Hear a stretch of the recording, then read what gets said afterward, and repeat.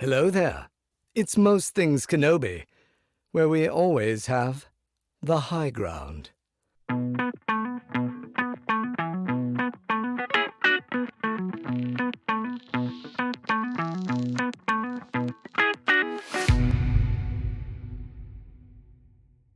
Hi, everyone. Welcome to another episode of Most Things Kenobi, a podcast about Obi-Wan Kenobi and all things Star Wars. I'm your host, Lauren. And I'm your host, LeeAnn. And it's time for some more Andor. Thank goodness. I'm ready. Thank God it's every week, because I don't think I could wait longer than 1 week at a time. No. And here I am existing in my own La La Land where I thought it came out on Wednesday evenings. Oh, yeah. And you text me and tell me it's Tuesday. So I waited longer than I needed to because I'm in my own world of ignorance. I thought you were just really busy with work and that you couldn't watch it. That's why I thought you were waiting. I was waiting for Wednesday evening to come rolling around. I'm like, okay, I got the schedule clear. I'm ready to go. Stupid. It's a good thing you didn't see any spoilers. I have to watch it right away, or you will see spoilers. Like, later that evening, right as the show is over, I go on Tumblr. There's gift sets already made of all the important scenes. I don't know how people do that so quickly. It's crazy. They move with the quickness. They do. But I move with the slowness, so perpetually 24 hours behind. Oh, God. But I'm ready to go. I watched them. Nice. All right. Well, we'll say right here, spoiler alert. Anything moving forward, we are spoiler heavy for Andor episodes 4, 5, and 6. So if you haven't watched it yet, please stop listening. Come back once you've watched it. We don't want to ruin anything for anybody, but we're going to launch in. And once again, holy shit. Oh, my God. Oh, my God. By episode 6, I was on the edge of my seat. Oh my God, episode 6. But the whole progression of each of these 3 blocks is really well done. Yeah. Really well done. Yeah. And now that you're saying that, it's triggering in me that's how I felt in the second block of season 1 with the Eldani heist. So there is a parallel. Is that when that here. Happened? Yeah. There is, actually. It's I was very getting vibes. Yeah, it's definitely a parallel for sure. And and it has sort of similar ending. Pretty much. We'll get there. Yeah, Already we're out ahead of ourselves, but there's oh my God. We'll follow the episodes in order. We're trying to be good about that in this series of reviews we're doing. So we'll just start with episode 4. You know what? I didn't write down the episode names, so. Oh, I didn't either. I just put 4, 5, and 6, and I came with 2 pages of notes this week. So not 3, but 2, which is pretty good because I spent a lot more time like in the moment. You know, I couldn't take my eyes away from a lot of this. Yeah, I did what I did last time, and I just watched it, and then I went through it again, and I have 6 pages of notes, and I did not finish. Like, I didn't get all the way through the third episode, episode 6 a second time. So I know we can go back and do more deep dives because for sure, yeah. There's so much to address. Where do you want to start? I mean, my first note is the music right off the bat is beautiful and painful and very Rogue One. Yes, it is. The vibe is so much more Rogue One than last season. And I am still like so sad that Nicholas Britell isn't writing the music because it had this whole energy to it that was all on its own. But this is still so good, and like you said, it's going to tie in with Rogue One very well. This is a good bridge. Oh, totally. And once you said that in our last episode about the last 3 Andor episodes, I paid more attention to it. Yeah. Because music can be one of those really subtle things, but it has a profound influence on what you're feeling as someone watching the show. And I really felt it, like these 3 episodes. That maybe a result of me paying more attention, but it was... I mean, it's really good. I don't know, man. I have so many notes. That was a weak entry note, but No, it's not a pertinent one. I think it's actually important in the second scene. But the first scene is Bix having PTSD like crazy, and oh, I know. I feel Dr. Gorst haunting every moment of her life, which I honestly, the thing I found really interesting about this scene and with Bix and Cassian just in general is there's a bit of a role reversal there is that I really like, because so often in other forms of media the man is haunted and the woman is trying to soothe and calm, and it's the opposite here. Bix is the one who is tormented, and Cassian is trying to be understanding and gentle and like there for her. It's a really refreshing role reversal that I'm really enjoying. I am so glad you brought that up, because I thought of it. I didn't make a note of it. What I have here is related to that, but I noticed that he was, to be very obvious with it, he was in the kitchen while she was working on the technological thing. And she's cleaning their fucking weapons and he's making dinner. I was like, God bless this show. But to your point, a man usually is the one who doesn't want to talk about their emotions. And this is we're saying that it shouldn't, like, let me make a note here. This is the stereotype. This is not a piece that fits all sizes. Yeah. Whatever. Exactly. It's the stereotype of the man can't cry. The man can't show emotion, which is unfair and unheard of and just uncalled for, really. Well, and it's so often portrayed that way in media, which is something we all consume. And it, of course, is either a reflection of us or can influence us. And it's nice to see a man having sensitivity and not supporting those stereotypes, I guess is what we're trying to say. And not only that, I think a theme that I made multiple notes of that showed itself early in episode 4 is that war impacts people very differently. Cassian's been through it. Bix has been through it. Every single person in this rebellion is either been or going or will be going through it in some degree, right? Yeah. And you've got people like Saw Gerrera who revels in it. And then you've got Bix who's got obvious PTSD, depression, anxiety, and it's all warranted. And Cassian is kind of hardened to it, but he wants to feel something with somebody. He just doesn't want to be a tool, like he says to Luthen later on in a different episode. But war is taking its toll, and we haven't even gotten to like the heart of this war yet. This is the dirty beginning of it all. So yeah, and like whatever happened between them in the year, from I guess the end of, what was it, a year from the last episode block, she's been on missions. It sounds like they do missions together. They have a bat signal where they get a light flashing and they know that Luthen wants to speak to them. There isn't crazy. I know, I kind of love it though.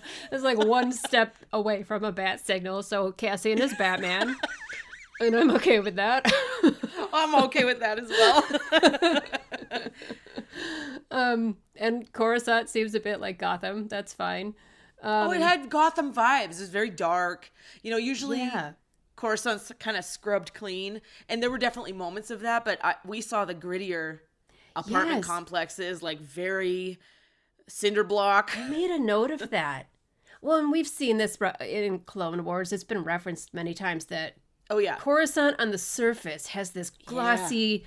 I mean, the word Coruscant means sparkly, shimmering, but there's underlayers, and you can see it's very representative in the characters as well. Cassian and Bix are in this safe house. It's not terrible, but it's kind of depressing and cold and isolated and down lower. And then Deidre has a nicer apartment that's up a little higher. It's got beautiful windows. And then Mon Mothma is on like a whole nother glistening level of white, sparkling, beautiful. It's very cool to see all this represented, literally a representation of what the characters, like their tier, their caste system, whatever you want to call it, I will say that every single one of these places, no matter if it's Cassian and Bix or Deidre or Mon, every single place is very soulless.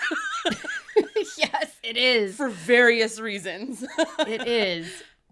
And that's why I feel like moments where Bix and Cassian are having this gentleness between them, it really shows that home is, and I think I actually saw Diego Luna talk about this for Cassian, that he has to learn that home is inside you, because his history, you know, as his childhood and then living with Marva and what happened to Clem and all of this, it's like he realizes the warmth has to come inside you and not necessarily from the place you're in, because the places can be very inhumane. I mean, he's been to prison twice, so I guess that makes that's true. Makes a bit of sense. Very true. But like Bix puts flowers on the table. She tries to clean the place up and make it a home. And that is so much more organic than what you see with Deidre's home. God. Terrible. Even though she Turn the lights lives off. I know. Oh my God, I can't wait till we get to this weirdness. I know, sorry. But like she has a nice home, but it feels soulless. And Jin and Cassian reflex. Well, Cassian and Bix have a safe house and it feels more like a home. You know, so I find that dynamic very interesting. As the person who has to acknowledge pajamas in Star Wars, did you notice their pajamas? Yes, I did. They looked very comfortable and far better than Count Dooku's attire. I noticed it, and then I really noticed it, and I was like, oh, I wouldn't mind wearing. They seem very normal. I feel like we saw Cassian wearing those sandals when he was on, oh God, what is that island place? Niamos. Right. Yeah. Well, I mean, we all have house sandals, so I can kind of get with his house sandals, but yeah, I'm wearing mine right now. In fact, look. Yes, you are. How funny. I just brought it up and showed her. Sorry, you can't see. They're not fancy. They're very comfortable. Well, so we cut from that whole sequence into Gorman. Yeah, but wait. Okay. I have to make one more thing about Coruscant. Oh, okay. The thunder and the thunderstorm that was taking place, was that not a direct slap in my face from what I said last episode? I put in all caps, what the is this? When I saw it was raining, I'm like, LeeAnn's gonna have a comment. Okay, so I went and I looked it up. It says, Coruscant is under a weather control system manipulated by the weather of the galactic city on the planet of Coruscant, the capital of the Galactic Republic, and later the Galactic Empire. Coruscant thus has an artificial temperate climate. A thunderstorm is not a part of a temperate climate. Tony Gilroy, we're going to have to sit down and discuss what a temperate climate is. Clearly, no one talked to a weather forecaster before writing this. Granted, it was a garden variety thunderstorm from what I saw. Perhaps I could let it slide. It wasn't a severe thunderstorm with giant winds. The rain wasn't lashing. This is all an aside that nobody needs. But I did note it in the notes, in all caps, what the I thought there was no weather. I'm researching this. So that's in my notes. Okay, now we can go to Gorman. I mean, it's important to bring it up because we did specifically mention it in our last episode. So I mean, I slapped my knee and I said, God, now I'm going to have to go talk and try and make up some kind of ground with this because I'm losing. But I did research. Artificial temperate climate. Anyway. Don't they also have like a fake sunrise too on Coruscant? I'm not going to comment because it'll be in the next set of episodes and I'll have to talk about it next time. True. All right. Well, Gorman then. Gorman is beautiful. Would love to visit sometime. It's such an obvious reference to pre-war Europe to me. Yes. Like the music that plays over the establishing shot where you see the city of Palmo, I think is what it's called. Which I got New Zealand vibes. I got like the South Island of New Zealand vibes. Interesting. It is based on Northern Italy. And I said Northern Italy last episode, and that was in Spain. So I'm on a winning streak. Okay. Okay. Well, I looked it up specifically because they're making very obvious references with the language, the clothing, everything. So I was curious. True. Very true. Very true. But the music to be sounded very German, very Austrian. There was something I was expecting yodeling to come up at one point. It was very beautiful and I loved it. And it continued on after you see Syril in his apartment. Then it turns into a waltz. The music is a waltz and it's very particular and it's purposefully putting your mind in pre-World War II Europe on purpose, I think. Anyway, you were going to say. Oh, I just think that the opening shots with Syril's conversation with his mother as he's walking through was such a smart use of combining two scenes without it being severely obvious. Yeah. You know, like weaving a tale as we're getting acquainted with our scenario and where Syril's at a year later. Yes. And I really enjoyed that. It made it, I mean, the way that this is shot, and I'm not even trained like you are, but it's just a piece of art. It really is. You're so right. It's so seamless to take him from his the sets are so cool. That apartment was so cool. Beautiful. It really was. Like all the design. The office. Yes. But it had that Empire feel of like when you're in the ship and Vader's on that walkway and the computer people are down below him. The people in the Empire always have to be some sort of raised up compared to the peasants that work for them. Even true. Syril. Syril on the ramp above while everybody else is sunk below. It's the only time. The only time he's ever going to be above anybody, I guess. Yeah. Well, and it's all in his head. He thinks he's something that he's not. Yes. But very true. There's like the whole set. I was researching it because the set was so freaking amazing. And the town square is a full functioning set that they built in the back lot at Pinewood Studios. And it's got storefronts that are real as well. So I can't remember what they call it now, the weavery, the shop with all the fabrics. The house of whatever their name was. Rylands, yes. Right, yeah. And the hotel, the cafe, they're actually things you can walk off the town square into those shops. Wow. How cool is that? That's pretty cool. But the language, I was looking that up too because... Yeah, what was it? It's so, like, your brain is like, I feel like I've heard this before. It's based on the phonetics of French. Okay, I thought it sounded very French, but I'm like, there's something a little bit off. It sounded French. Well, sometimes there were words that sounded German to me as well, but they said that they actually developed the actor who plays Rylands, which I cannot remember his first name, but that head of the Gorman, he's a German actor, and his name is Richard Samel, and he was talking about how they created every word. Like they invented a language based on phonetics. And he said it was really similar to Esperanto. It's based on a real language. It'll sound familiar to you, but it's supposed to be easy that anyone could pick up. So all these actors, who most of them were actually French and he's German, had to learn this other fake language. Crazy. Right? Isn't it crazy? That blows my mind. Because they were speaking it so easily. Yeah. Effortlessly.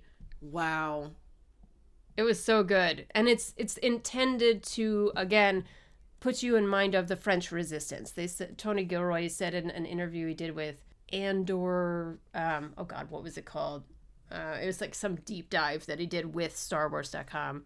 And he was saying that it's on purpose. Like the costumes are based on French and Northern Italian clothes in the 1930s and 40s. The wool jackets and the caps, that people are wearing, or the berets that people are wearing. The cafes with the espresso machines and the language. It's all supposed to put you in mind of the French resistance. Okay. Which I think, they did a pretty good job. Yeah. I pretty much got all that. So when you hear Syril talking with his mother, he's telling her she's listening to too much propaganda. He's seeing things in person. These Gorman are no threat to the Empire. Did you believe him, or did you think he was lying when you first heard it? I guess I didn't feel one way or another. I guess I didn't believe him. It was just, it didn't strike me one way or another. Should I have? Would you feel? Well, at first I was like, oh, well, that's an interesting perspective. Maybe he's going to see the truth of the Empire and switch sides. And then within like 2 minutes, I'm like, nah, he's full of shit. I mean, he's always full of shit. So I guess I didn't take it as... I don't know. I guess I quickly kind of picked up that he's saying all this on purpose because he suspects someone is listening. And it's a setup. That right there, and this whole interwoven storyline is very complicated and very smart.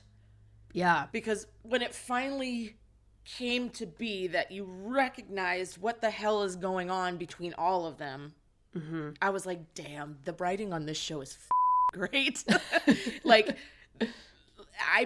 I guess there was a point in there where I was like, I knew it, but like it wasn't.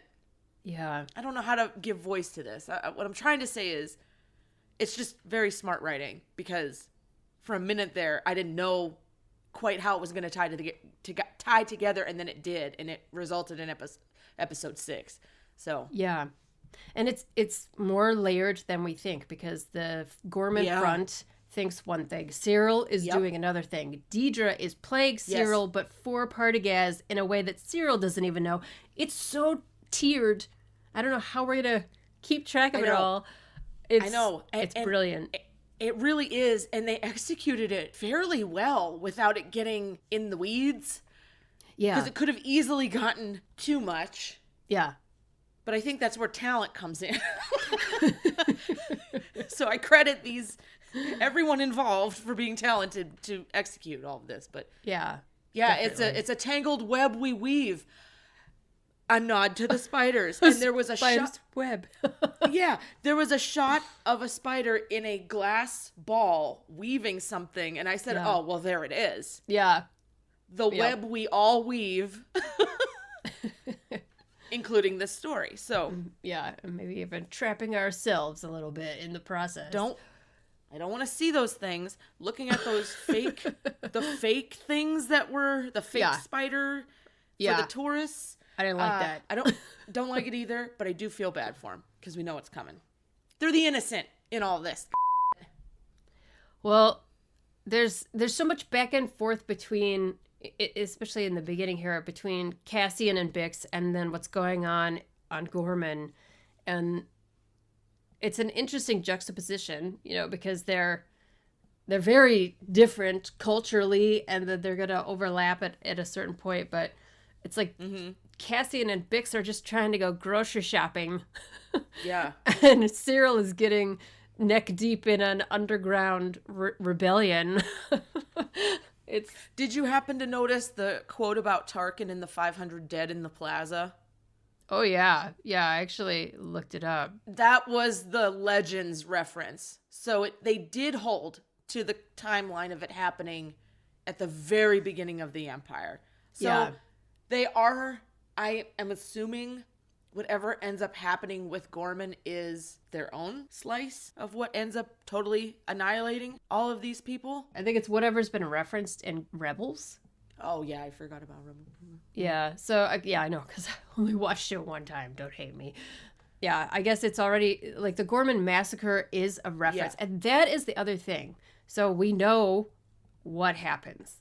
We know they're putting their trust in Syril, and he is going to betray them. But we also know it doesn't matter what they do, even if they have this small success, ultimately it still results in this horrific, massacre, which I guess is what's propelling Mon Mothma, further into her rebellion plotline. So we as an audience know what's coming, and the characters don't know, and it's pretty hard to watch all this unfolding, knowing how it's going to end.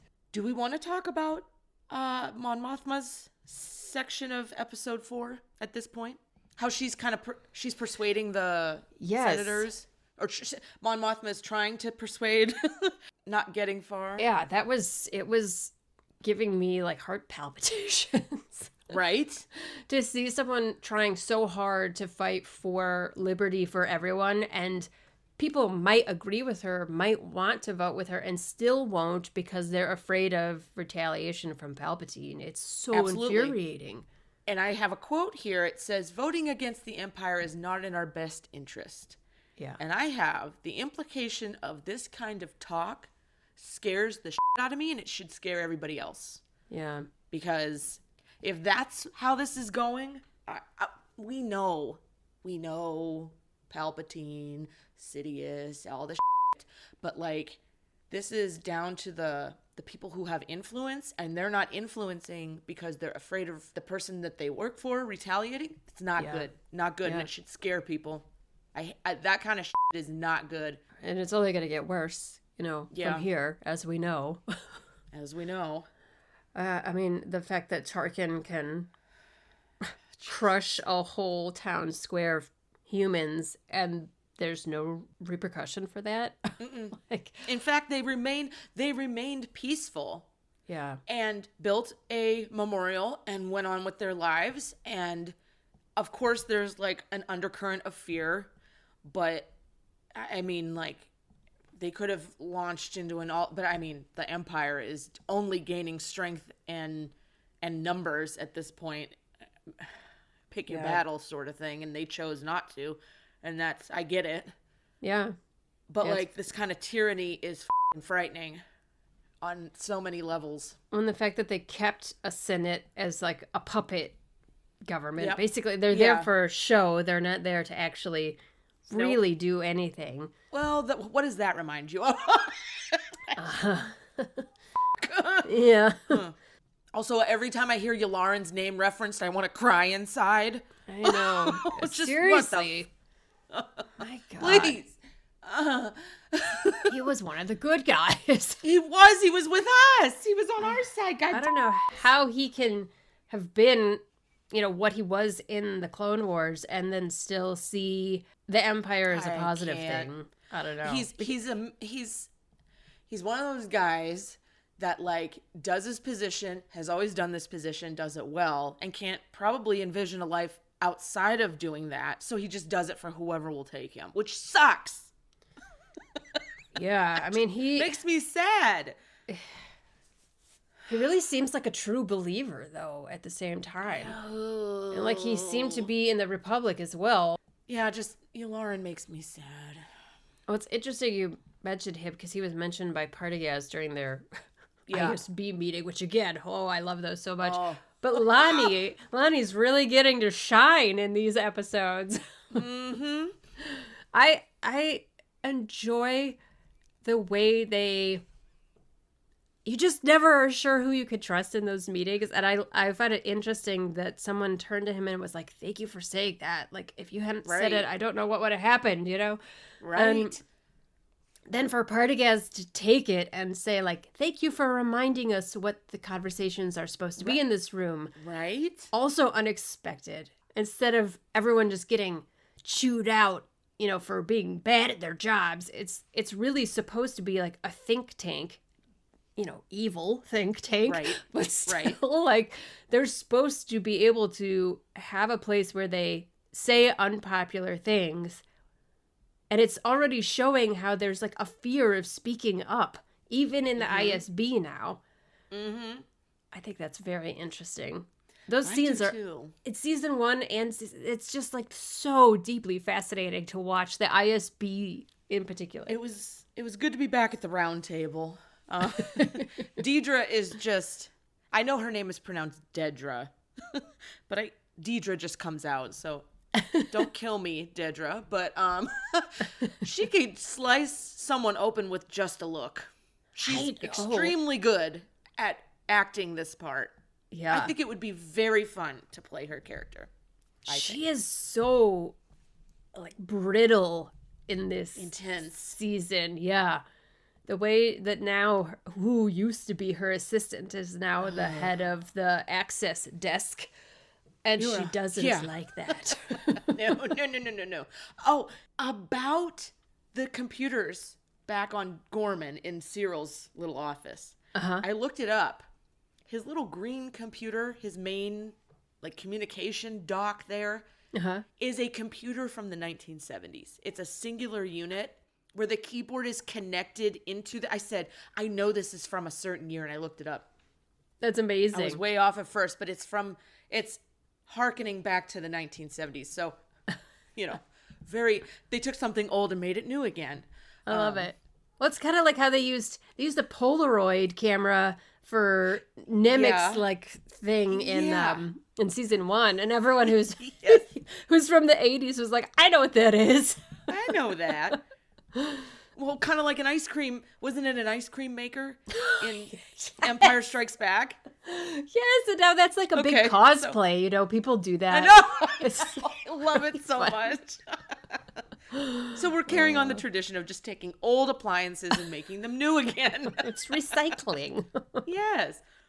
So we go back to Dakar. It makes its return from The Force Awakens. Is that what that was? I thought it looked so familiar. Yes. That's where Leia and Rey hug, and Leia meets Han again or meets up with him, and they have the thing going on there, and that explains why they said they used the Force Awakens set in the back lot. Yeah. I was like, oh, that's it's nice. back. It's because it's actually the place. Okay. That makes sense. Yeah. Oh my God. Saw Gerrera seems crazier than ever. I am in love with Forrest Whitaker right now because he personifies unstable instability personified. I don't know how else to say it. He's just unstable, but he might be the smartest one of all of them. He's on top of it. He knows his people. He knows who's inside, who's outside, who's a fake. Yeah. He has plans. He's got eyes everywhere. Man. It's interesting to see because it devolves into paranoia by the time he gets to Rogue One, because then he's... Remember when Jin shows up and he's like, you've arrived here on today of all days. Yeah. It's a trap. And she's like, what's a trap? What are you talking about? And it's like, because he's become so suspicious, but he's not wrong in this episode block. No. He's terrifying. I was just in love. I wrote here, Forrest Whitaker is brilliant and unusual, scares the shit out of me. That sums it up pretty good. Yeah. But I mean, he runs a tight ship. We know this. He's been in this a long time. We'll talk about that. I really enjoyed his bit in episode 5. Yeah. Yes. So. Very interesting. Yep. So Luthen asked Cassian to go to Gorman and do an appraisal. And that's kind of like where they end on this episode. But there was this beautiful and also a little like borderline weird like hand sex scene between him and Bix, which I kind of liked it because it was intimacy on our hands are very, first of all, they don't get enough recognition for what they do every single day.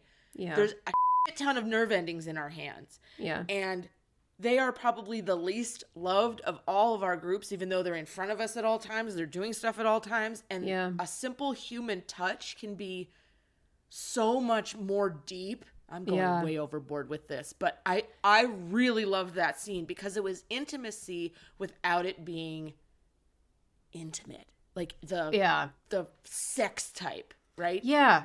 Yeah. I saw someone wrote about that on Tumblr where it was instead of being naked in bed and being gratuitous, it was more intimate, I think, because it was totally. Yeah, and they were saying maybe it's some sort of Ferrex tradition or something like that. Like the way they did it was kind of inside out on each one's hand. Yeah, they each had their own pattern they were drawing. Yeah, I noticed. I love that. I love shit like that.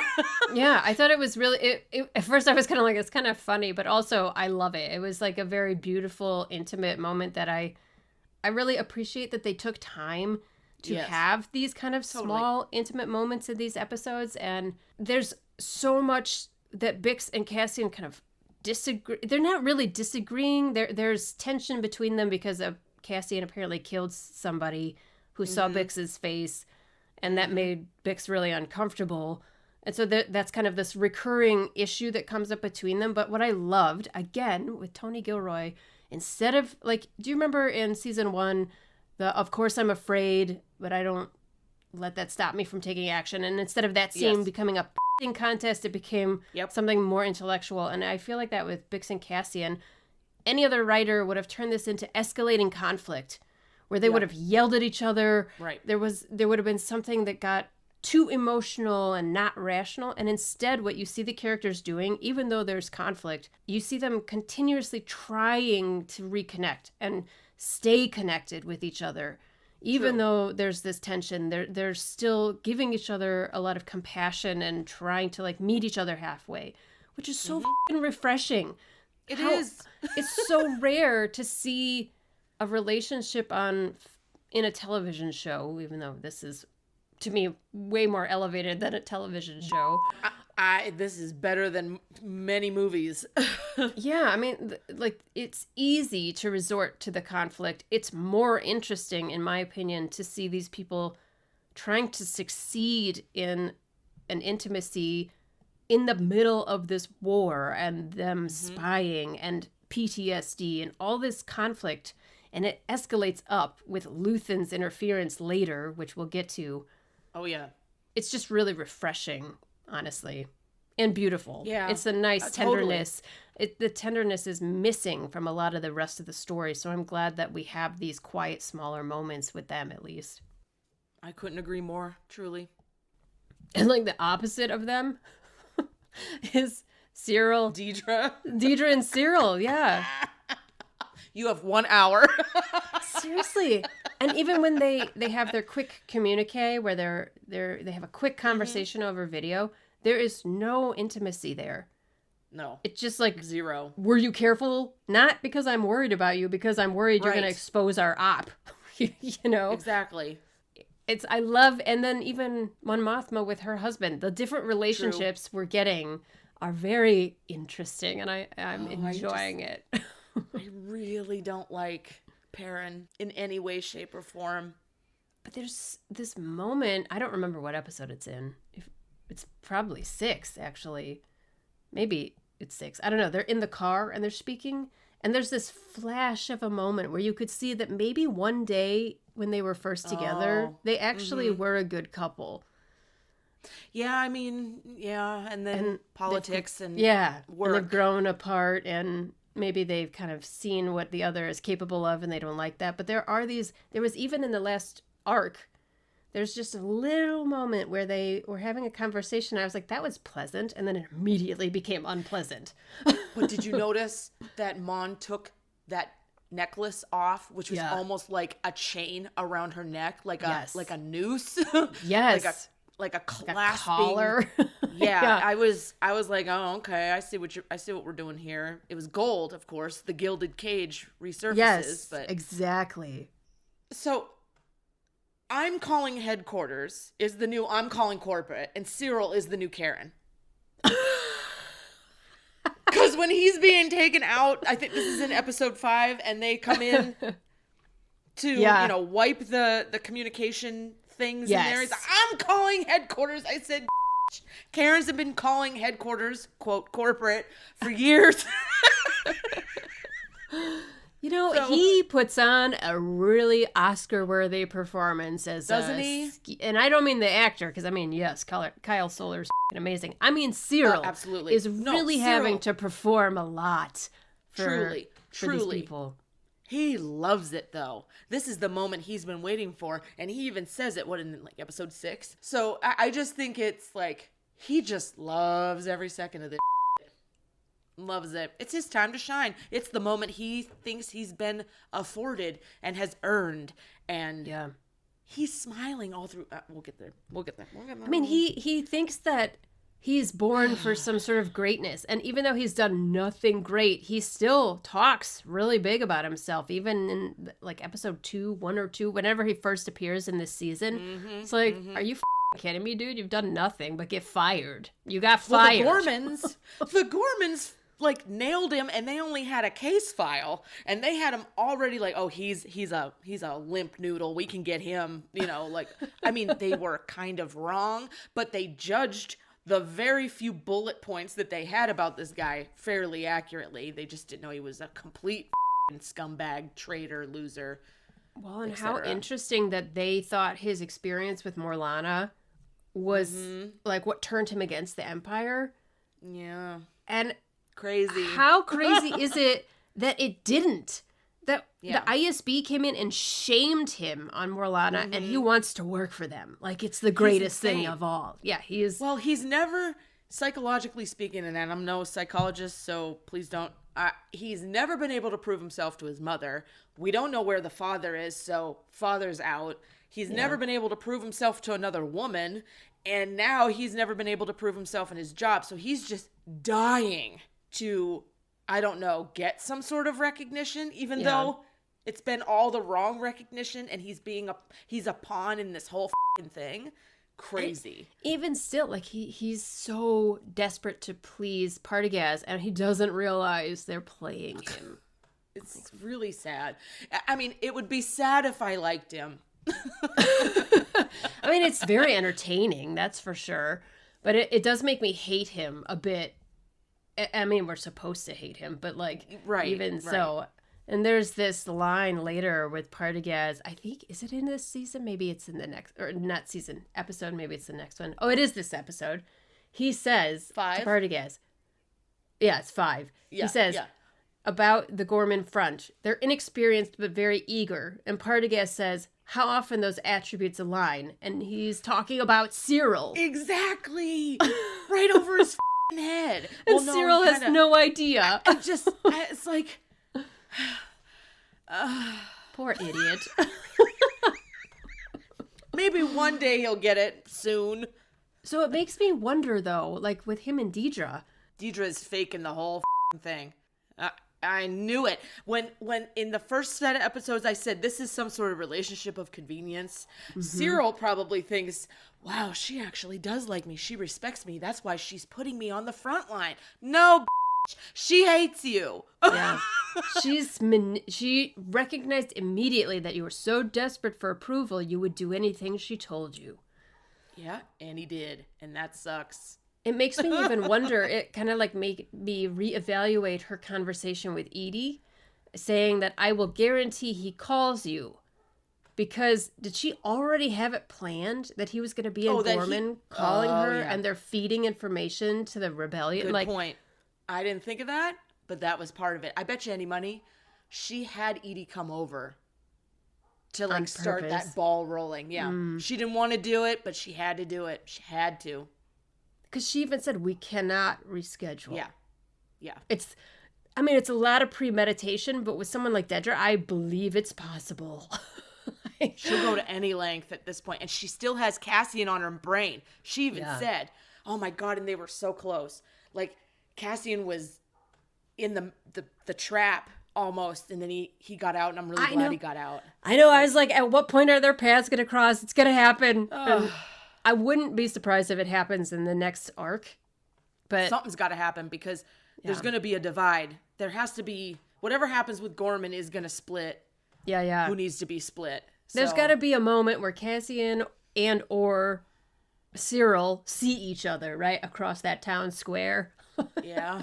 I feel like that's got to happen at some point.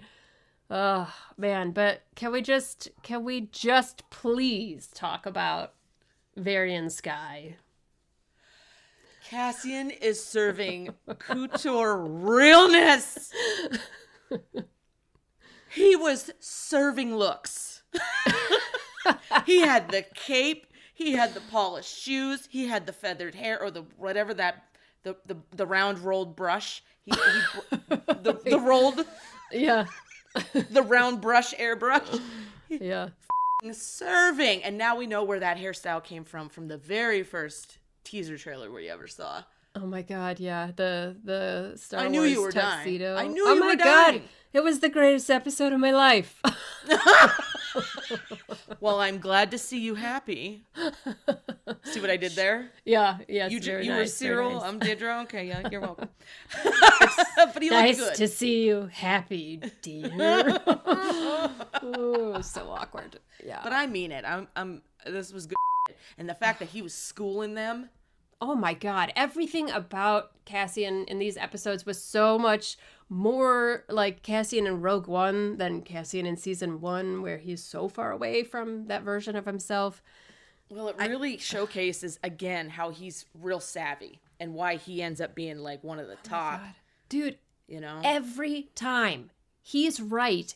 Every single time, whether it's something between he observes about Bix to something he's observing about this group of rebels in the jungle to people here on Gorman.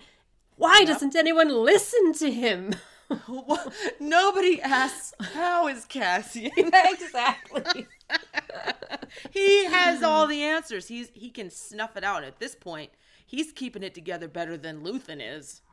He is. And the thing that's this is jumping ahead, I guess. I'll hold off till we get to that. I'll hold off. Yep. Because, Anyway, so I actually, there is a real World War II person called Varian Skye, who I wonder if was just a slight reference for this character, because they don't do the same thing. But Varian Skye was a journalist and was an American, and he placed himself in Nazi-occupied France and helped mostly, intellectuals and artists and scholars escape, but other people as well escape, I think, to Britain. And then eventually the United States was like, you can't keep doing this. It's suspicious as and they pulled him out of France. He wasn't there with their permission. He was there with a private organization. So there's a real person that seems like kind of a reference. The name Varian is not a very common name. It's spelled exactly the same way. Oh, interesting. I didn't know any of this. Love it. Yeah, it's very interesting. And obviously, Cassian is not there to help refugees escape. So maybe in the next episode he will be. But right now, he's just a fashion designer. He is. First timer. Dreamt about this his whole life. In fact, I spotted another Star Cruiser prop. Did you really? I did. The glasses in the bar that Cassian was drinking from. Mm-hmm. I had a cocktail at the Star Cruiser in that glass. I know I did. I have a picture of it. That's funny. It had glitter in it because it was like a galactic something or other. It had edible glitter in it.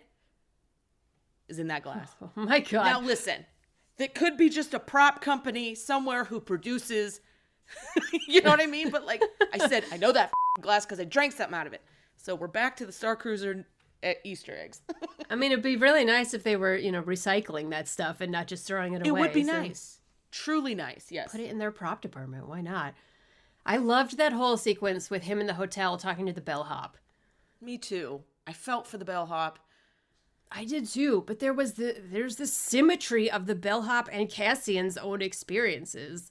Yeah. Because he's talking about how they were in this group of people and his father saved him and was killed saving him. And Cassian's standing there listening with not too much given away in his eyes. That's what happened with his father, with Clem.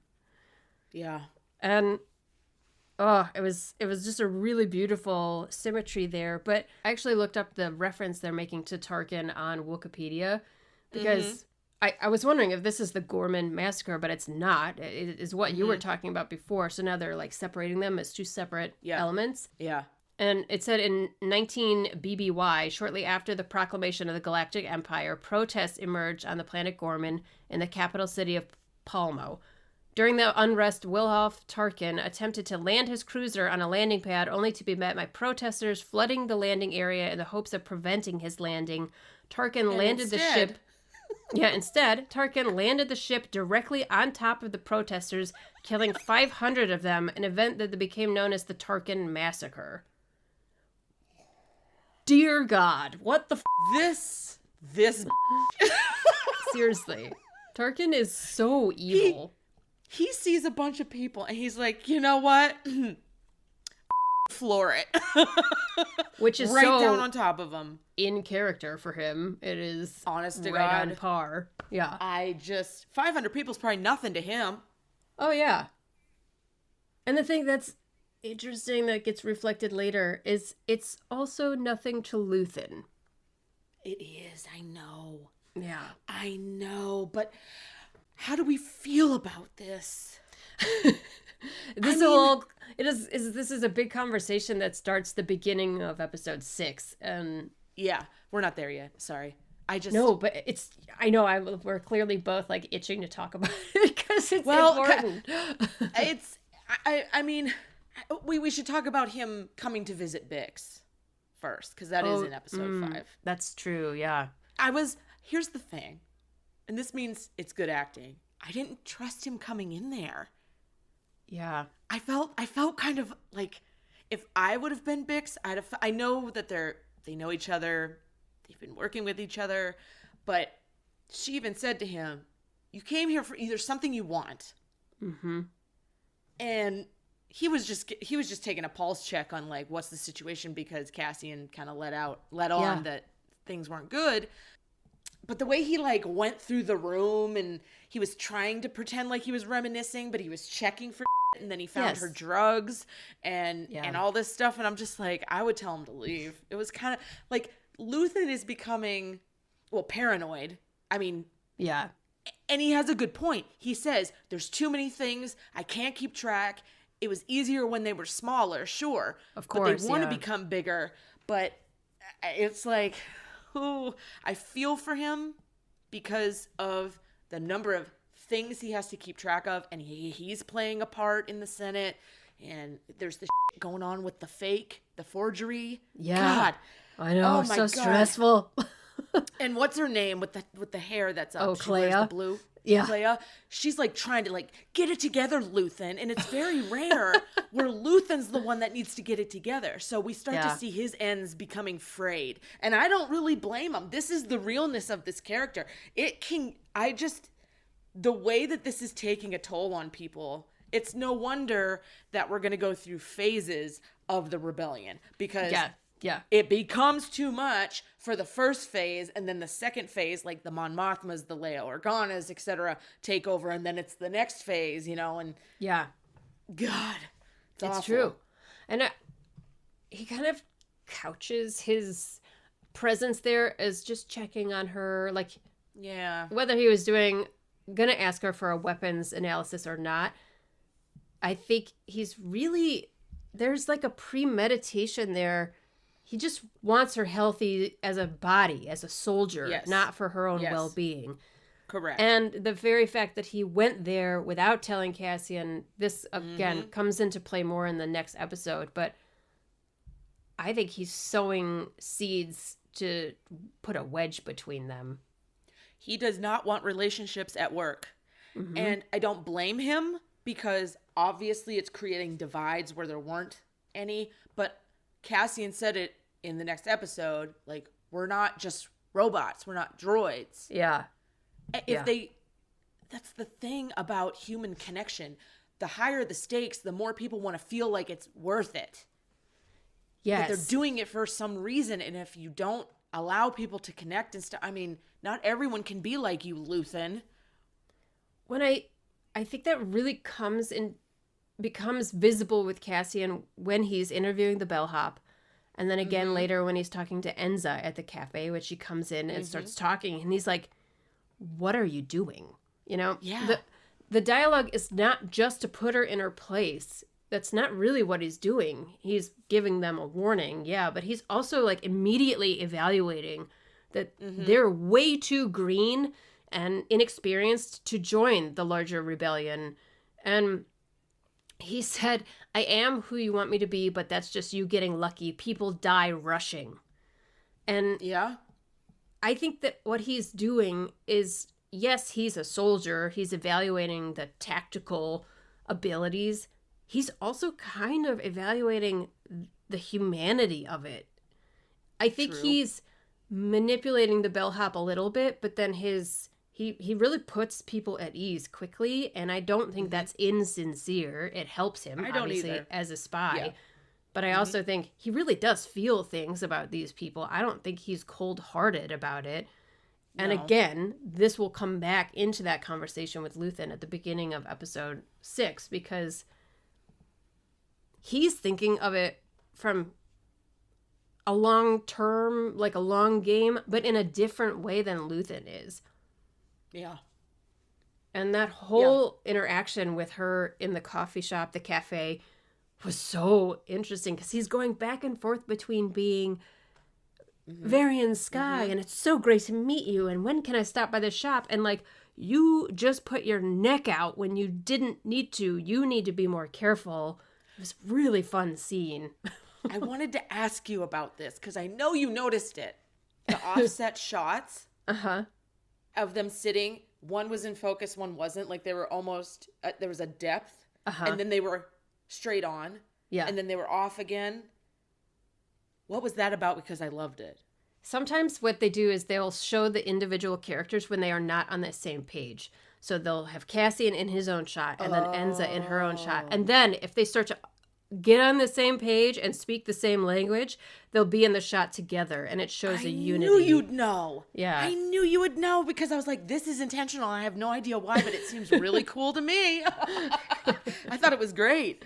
Yeah, I love that kind of stuff. And it's not always that because obviously you just have shot and then reaction shot, you know, like counter shots. Yeah. But in that scene, it seemed very obvious that they were not saying the same things to each other. You know, like she was saying one thing and he's like, okay, evaluation.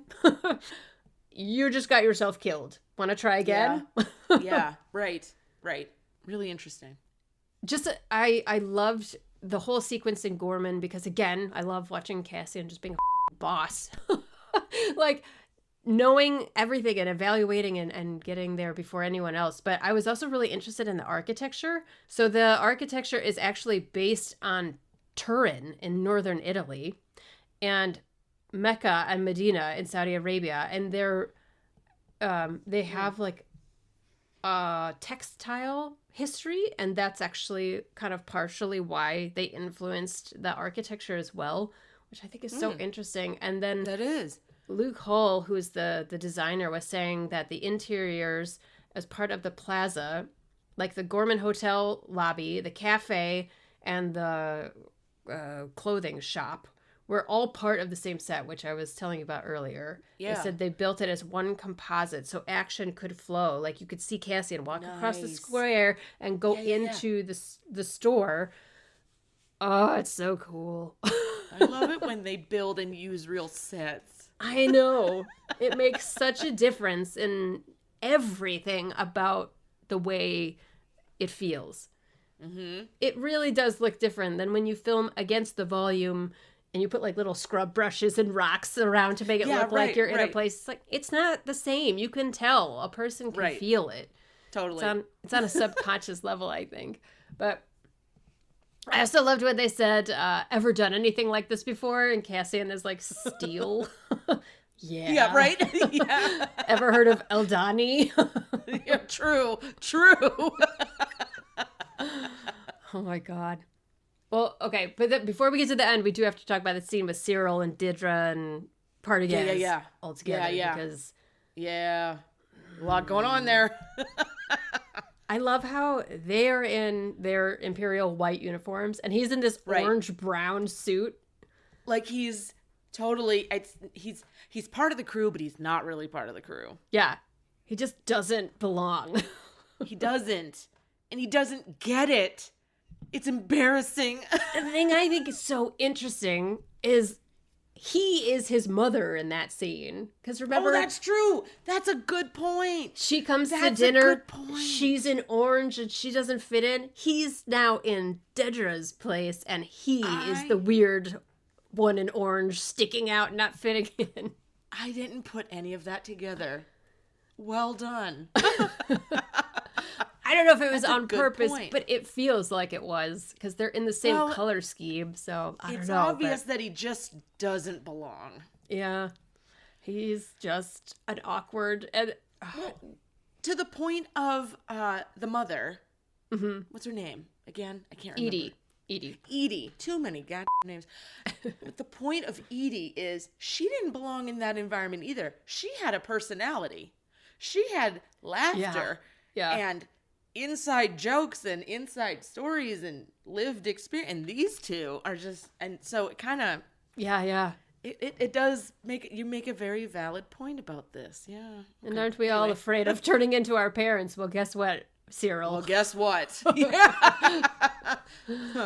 He ends up at mommy's again eating cereal. Oh my god, yeah. And I just love how he turns to Dedra and he's like, what would you think if I said this is like the best day of my life? Yeah. And she's like, okay, yeah, I'm embarrassed to be with him. It's nice though that he was happy. It's a sad moment he's going to regret that line. That line is not going to age well at all. No, and I'm sure they're just using him, but also that he's so proud of himself for bringing down an entire group of people who have taken him into their confidence and are kind people and good people. Just what a scumbag. Well, I mean, it's the same thing on Ferrix. He didn't give a about any of them. None of these people give a. They're all numbers and end games and. Yeah. That was even brought up with Dedra talking to like the rebel inside in ISB. Mm-hmm. I think, was it him that said it? No, was it something else? And they're like, no, it was some other guy. He said to her, what if he put me on this project because I'm not interested in all the fame and the glory? Yes. That was such a good scene. Yeah. I know, she's trying to tempt him with, you can have all the glory. And he's like, that's not what I'm doing this for. Which is not what she's doing it for either, but she thought that was that's somehow... how they function. Yeah, That's crabs in a bucket. Crabs in a mother bucket.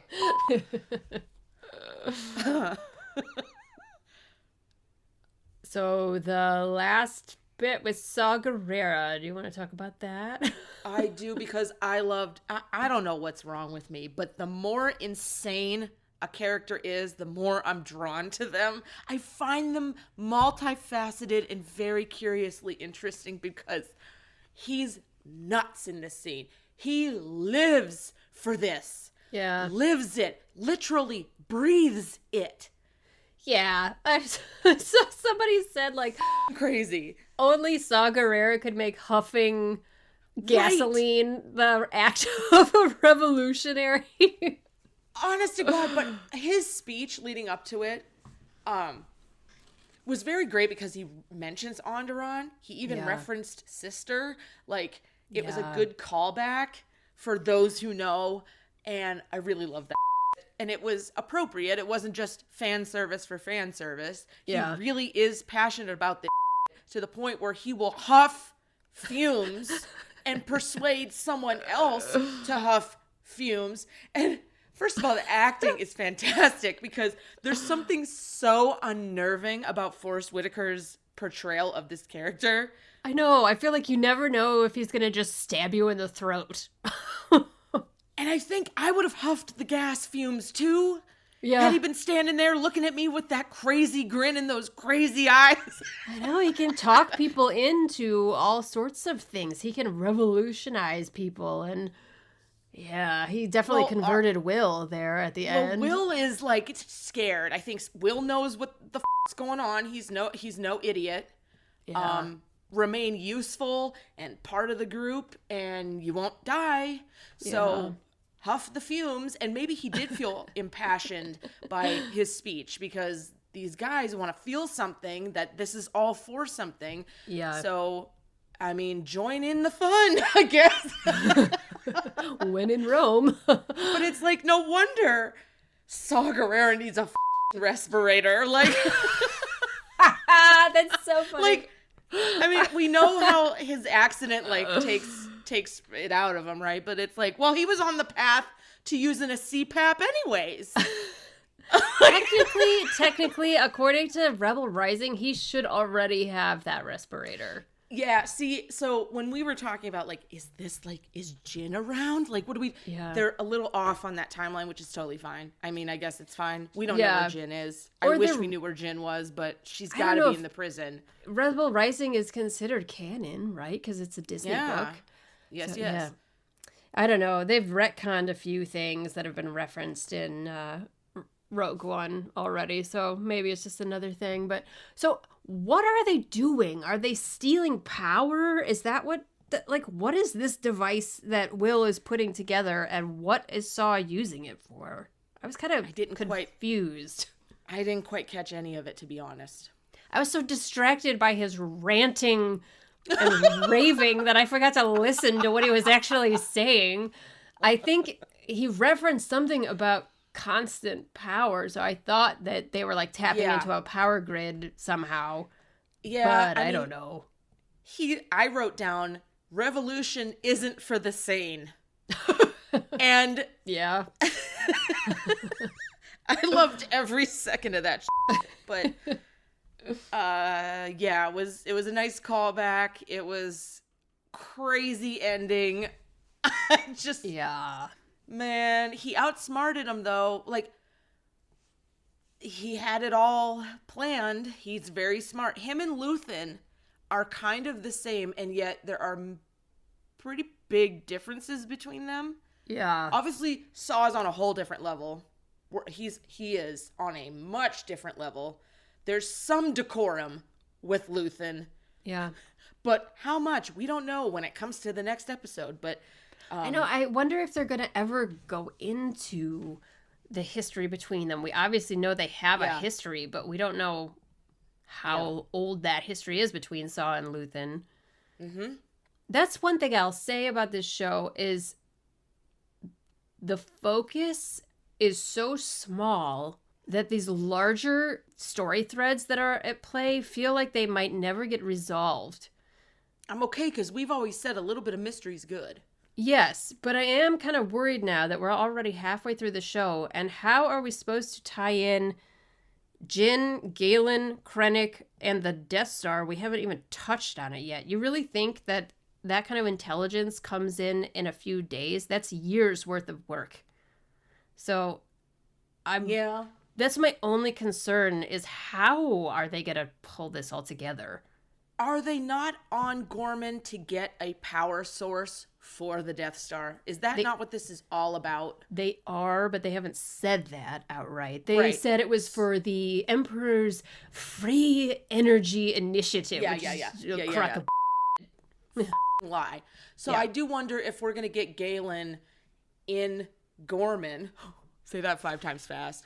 Like, as, when they open this giant building, or whenever they take it all down and they come in to get what they need, that Galen's not part of that. And then, Yeah, because I guess in the book Catalyst, which I haven't read yet, but I really want to, it's about Galen Erso, and he thinks he's working on an energy initiative. Oh, yeah.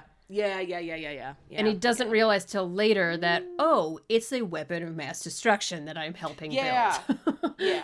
Yeah. Well, keep your secrets close, I guess. So that would be my only concern, because each of these episodes, it takes place over a couple of days. And and then we go a whole year of we don't know what the happened. So yeah, and I will say this whole plot line was it kind of gave me the same feeling that I got with the Yavin rebels. Oh yeah. Like, that could have been one episode. True. Instead of 2, and there could have been more substance going on there. And then I feel like the same thing with the Gorman front in this episode. I thought Gorman would be done by now. Yes, I felt like the episode was halfway finished, and I was like, we should have wrapped this up already, and we're extending out into a longer sequence. And I was like, we are not going to answer the questions that I have by the end of this episode, and then we're going to go a year from now. So, again, I reserve judgment till the very end of the show, because I trust that they're going to tie this all together, because they're leaving a lot of strands at the end of their episodes. So we'll see. But yeah, I really thought that there's got to start to be some references somewhere to the stuff that is central to Rogue One if these stories are going to tie together at some point. We have 6 episodes left, right? Yeah. 2 more blocks. Okay. Hope we can get there. That's 6 hours of footage, right? Maybe 7 if they go over. Well, how about episode 3? 6. Well, it starts off with that great scene with Luthen and Cassian and Luthen's ship going back to Coruscant. Yeah, and it harkens back to season 1. Mm-hmm. Where Luthen's up front and Cassian's in the back, and they have a conversation that doesn't go very deep, but I think this is a really important scene. I think it starts to show that it kind of implies a couple of different things. Maybe that Luthen is losing his touch. Yeah. Maybe he's like getting blind to certain things, and Cassian is outstripping him in a sense where he can see a larger picture that Luthen is no longer able to see because Luthen is stretched so thin. Well, that, and I have Luthen sees only success as opposed to anything else. And he's kind of taking on an imperial manner of doing things because he had a much wider scope, whether it's because he had control before and it's too big now or whatever. But he's kind of so I noticed there were a lot of hallway shots in this episode. And I think it says you walk a very narrow path. This was, spoken to Deidre, but I think they're all very narrow focus. Like Luthen's focus is very narrow. They're all very tight line, a narrow path. They're on a what is it? A hair's breadth? Like is that the phrase? Yeah. Like that's what they're at this point. And Luthen is the leader of all of this. He's the one at the front who's losing ground. Well, he's kind of losing it the most. It's because he's overstretched at this point. He's got too many things in play, and he's having trouble protecting himself while making the right choices. And well, he's demanding things from people, and they can't produce it as fast as he wants. And so Cassian's talking about the impatience of the people in Gorman when Luthen is the most the most impatient person. Yeah. That's a in great this whole point. thing. It's a really great point. And we see he won't accept Cassian's answer and sends Vel instead, and it goes terribly wrong. And again, Cassian was right, and why didn't anyone listen to him? He has so much insight and can read people better, and he's there and Luthen isn't. Yeah. So Luthen has to trust him more. And Luthen is the one who trained him. He wouldn't be sending him if he didn't trust his opinion, but then he doesn't trust his opinion, and he's like, that was a rash decision. It's like, has he ever made a rash decision? Like, maybe, but he's been right. He okayed and signed off on the transmitter, the camera, the voice thing in the other archaeological museum trade. Oh, yeah. And she yells at him and says, you were part of this decision. And he's just like, I could never make a decision like that. And she's like, you did. Hello. Yes. So it's like, even when he does misstep, he doesn't own up to it. That's not a good trait to have as a leader.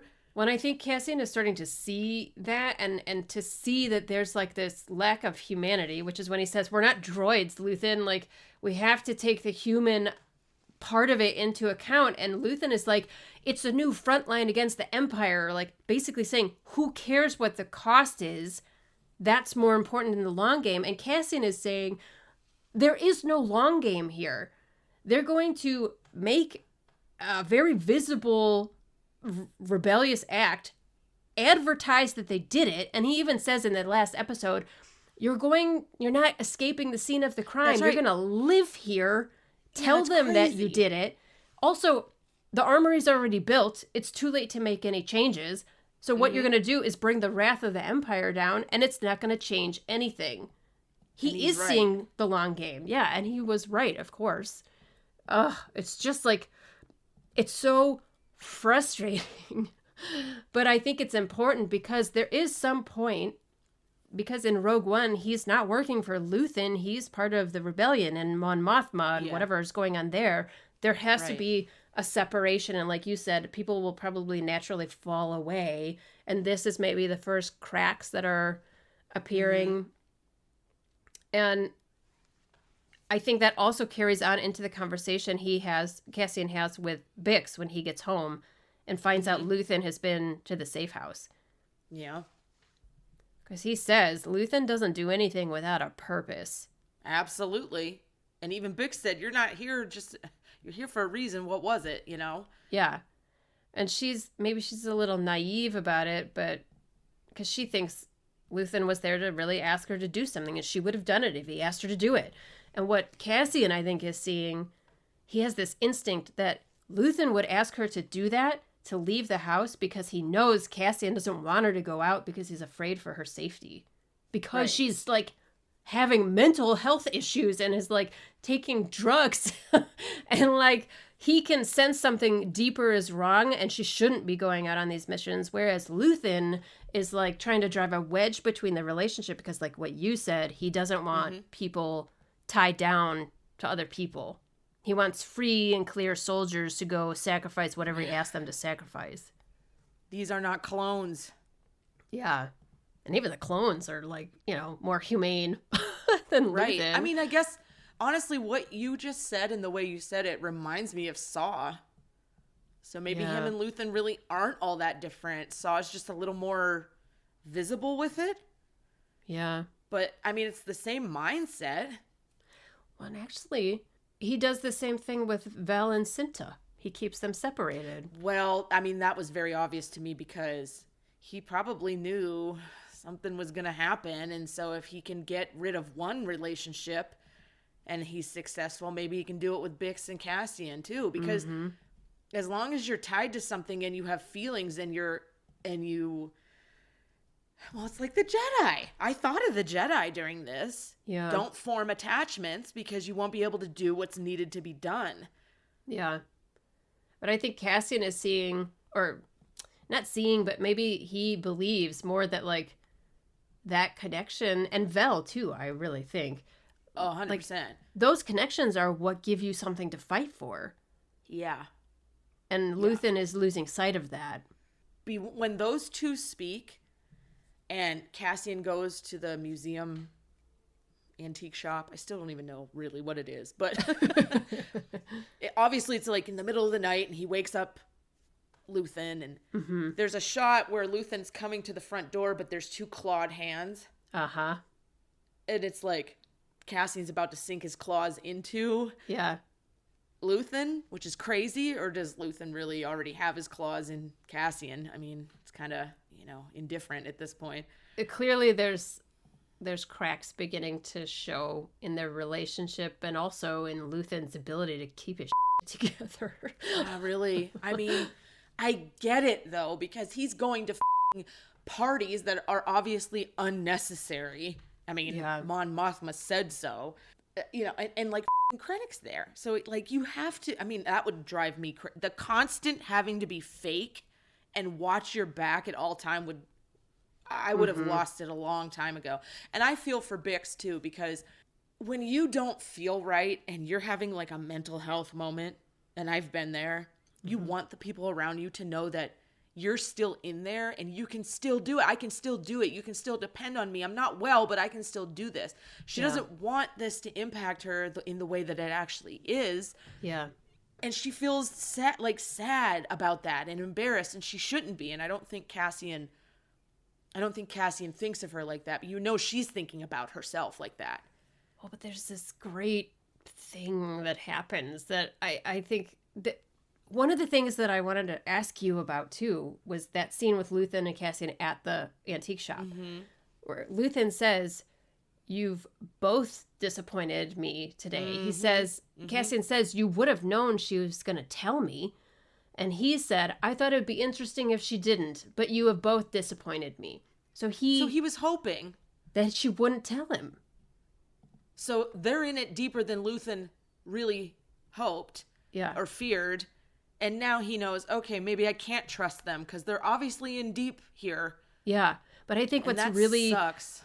Really so cool though is Cassian like doubles down then on his support of Bix, and that last scene of the episode giving Bix her moment to set herself free from Dr. Gorst and like empower her, and he's just there to like be backup for her. That was like a big you to Luthen, I think, because she is still reliable. Cassian knows that, but under the right circumstances where she feels empowered instead of like undermined or like someone's the stuff she's been through just in the last year that we know of, and on top of everything else. Give the woman her due, and Cassian, boyfriend of the year. Are they really married? I can't tell. No. I can't imagine how they could legally without putting their names Absolutely. on the desk of the Empire. But maybe, it's one of those common law things. You live together for so long, then it's just, Yeah, exactly. maybe. Yeah. Well, I think that the whole thing with Cell and Vinta, there's my dyslexia showing, with Vel and Cinta was so sad. It really was. God. Did you notice when they met up at the bar that the window was yin and yang? Yes. I figured you would. I thought that was a nice touch. I thought it was beautiful. To in tune with each other. Together but separate at the same time. Yes. It's like they are the balance, but also I have this sense with them that like Cinta is unattainable for Vel.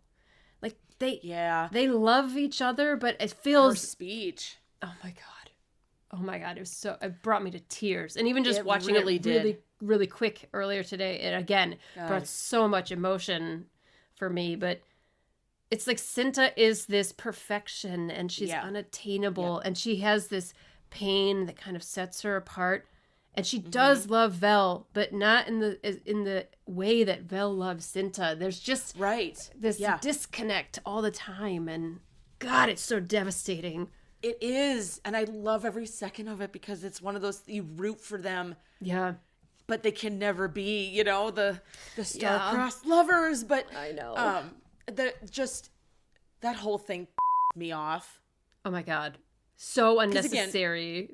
Again, Cassian was right about this whole thing. Mm-hmm. Vel and Cinta were on their game. They were on top of this whole thing. First of all, Cinta leaping off that balcony, rolling over that thing. I was like, I need to do this. That seems... and nailed the landing and everything. And I loved the whole thing. I loved all of it. But the way that Vel, look at me. You will I wish this was the speech of the episode, of this block of episodes of this season so far. Like, holy shit, she belittled the out of him. And I hope he does carry his mistake, carry Cinta with him. Yeah. You fool. She was everything to her. And the way she praised her, like she was, the wording, the writing, the way that she admired Cinta. It's a shame that she was actually saying it, and I feel like she was saying it into the ether so that because she never got a chance to tell Cinta. Yeah. And in defending her with this stupid she got to say what she probably always wanted to but never could. Yeah. And it's heartbreaking. And I truly, Star Wars is pain in every inch, ounce, millimeter, centimeter. Well, it's what Cassian had said from the beginning, that they're not disciplined, and it's not worth the risk of working with these undisciplined people. And you knew right from that first briefing or debriefing, whatever it is, where they're saying chain of command is essential. You must do what we say. So you knew that's the place it was going to fall apart. And of course, he brought a gun or a blaster or whatever when they said that only Cinta and Vel were allowed to have blasters, and he was a child, didn't do what he was told. And this warrior goes down needlessly.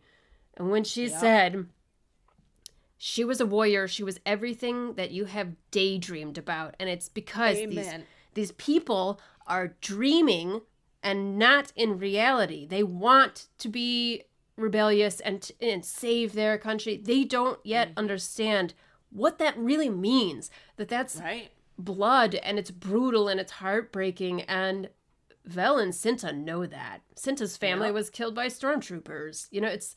Yep. It's like, welcome to reality. Here it comes. You brought it on yourself. It's pointless anyway because it's a whole setup for the Empire on purpose. Setup. Yep. All this for nothing. It's so heartbreaking. I hate that the Empire had their moment. Yeah. Nobody really knows except the Empire, but even Syril doesn't really know anything. He's down there smiling when he heard a shot go off and all this stuff. He's just like, whatever. I mean, cool. You work for the horrible people Nice. Good life choice. I wonder if they will give us some sort of vengeance against Syril, where he'll have to experience what he's doing to other people. I hope Cassian does it. Oh, that'd be great. It would go back to episode 1, season 1.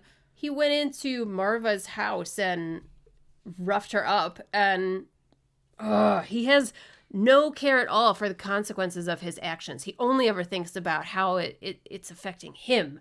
And someday I hope he knows what it's like to be ruining all these people's lives and gloating over it. Well, the thing is people like him, people like the Empire, they don't give a You'll never be able to tell them enough times because they just don't. They're not wired that way. They just don't care. It's true. The 3 plot lines laced together. What's going on at the party with, again, I can't remember her name. Clea. Yeah. Why can't I remember her name? She's literally bleeding, trying to get this recording device out of this thing. It's so tense. It's also extremely tense because, get it, Mon Mothma, back talking to Krennic when he has a stripe on his cape. This is a new elevated level of Krennic. Krennic came with the same outfit and just added a stripe. I love it. His dress cape. Yeah, it's his dress cape with black, extra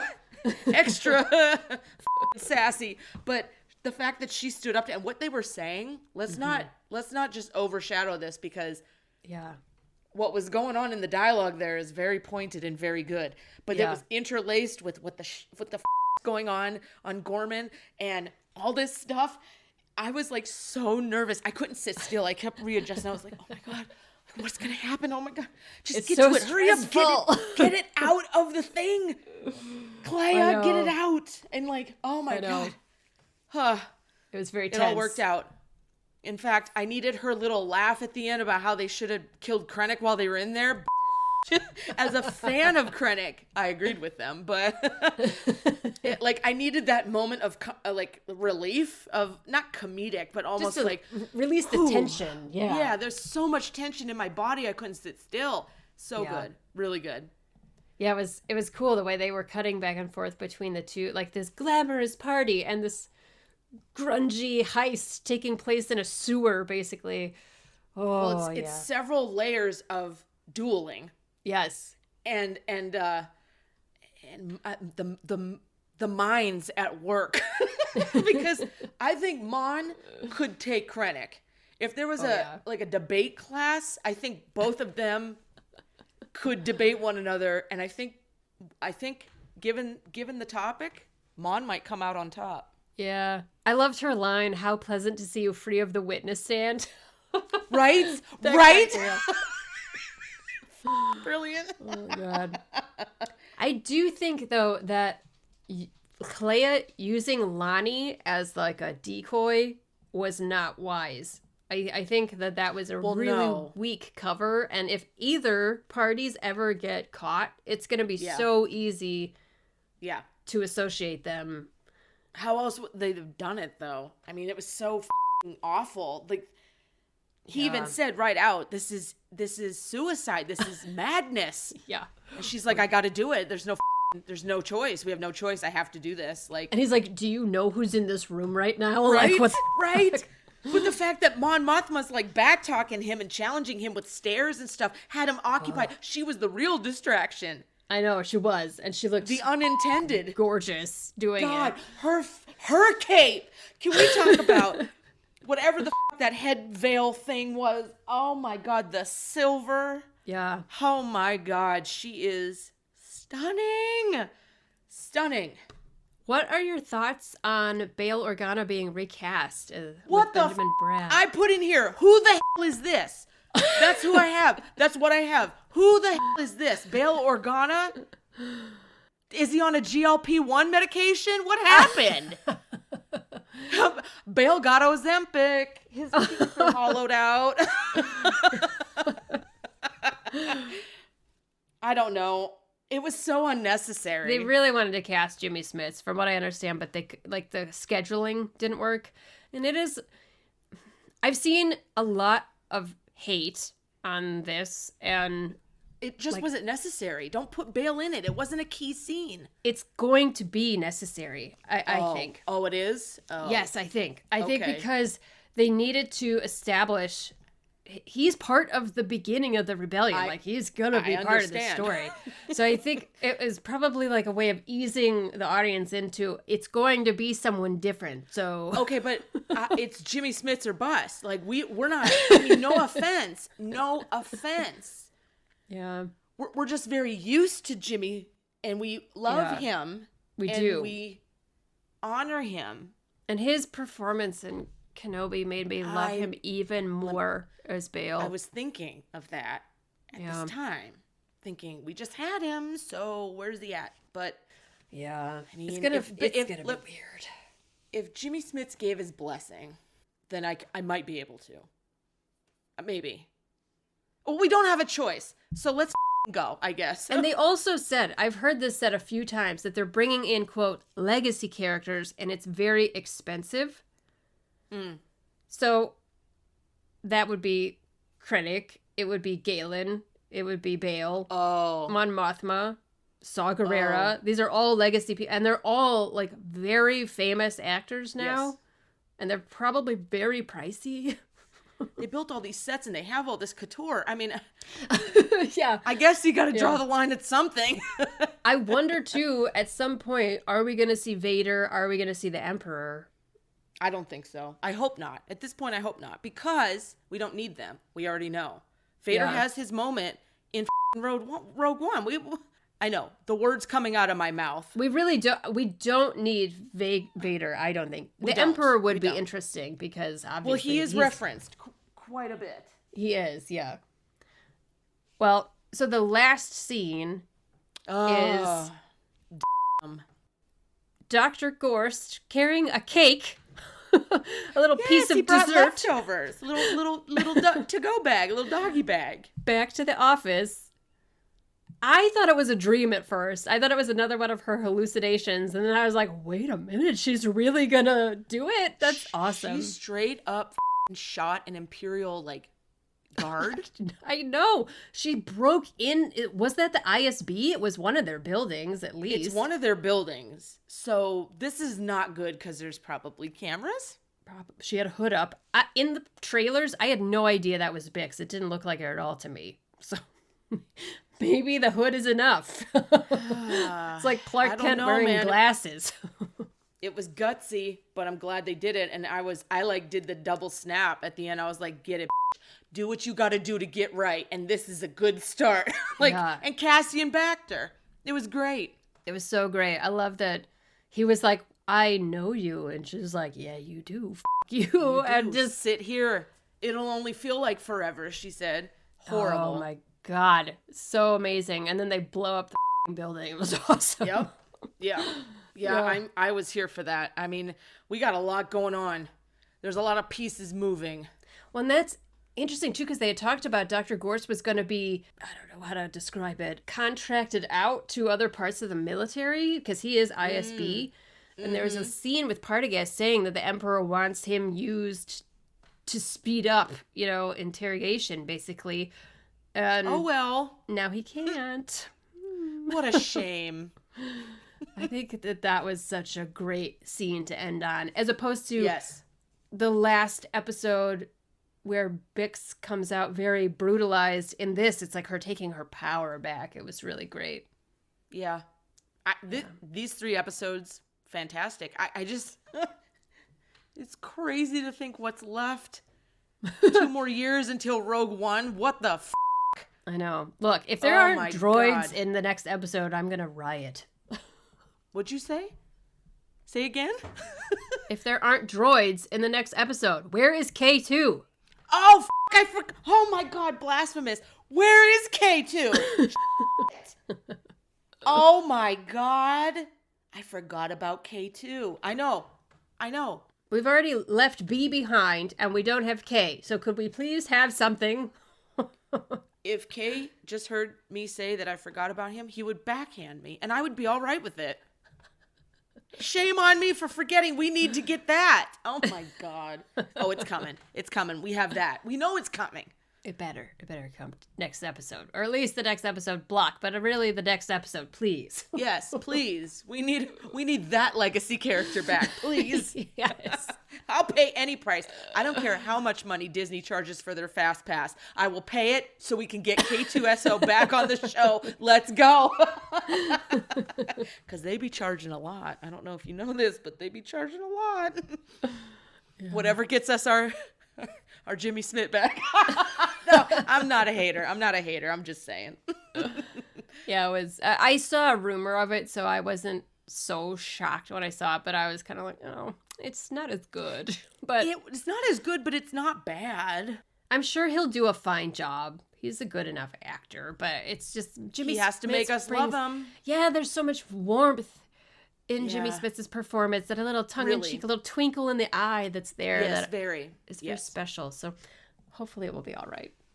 Well, do you have a favorite moment of these 3 episodes? Anytime Cassian is in that tuxedo.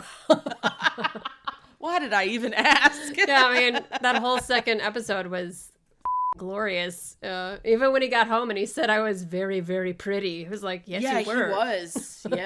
Yeah. Yeah, he was pretty in that scene, too. Mm. Yeah, not bad. Mm-mm. Mm-mm. What about you? I'm going to call headquarters. I'm just kidding. I think if I had to pick, I would say it was Vel's speech about Cinta.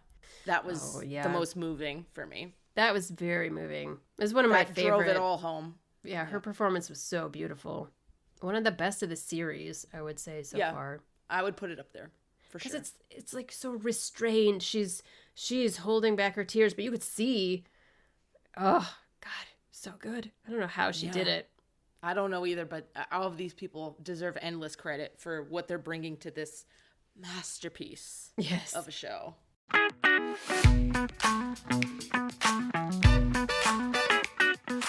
All right, well, join us back for next week. We are going to do Andor episodes 7, 8, 9. And we might post a little late. We're not sure. LeeAnn is traveling, so our schedule is not as strict as normal. So it's possible the episode would drop a few days late. But either way, don't fear, it will be coming. So join us back next time for Andor episodes 7, 8, and 9. Thank you so much for joining us here on the Most Things Kenobi podcast. If you'd like to support the podcast by becoming a patron, head over to the Most Things Kenobi Patreon. We are revamping our 3 available tiers and are offering new and exciting content, and we hope that you'll join us. For those of you who are already subscribed, we appreciate every single one of you and thank you for your support. You can also interact with us on our social media platforms, Tumblr, Instagram, YouTube, and Threads, and don't forget to subscribe on your favorite podcast player. If you enjoy our podcast, feel free to rate us on Spotify and Apple. And if you need just one place to find all of these, head over to mostthinkskenobi.com. So until next time, my space twin, may the Force be with you. Always.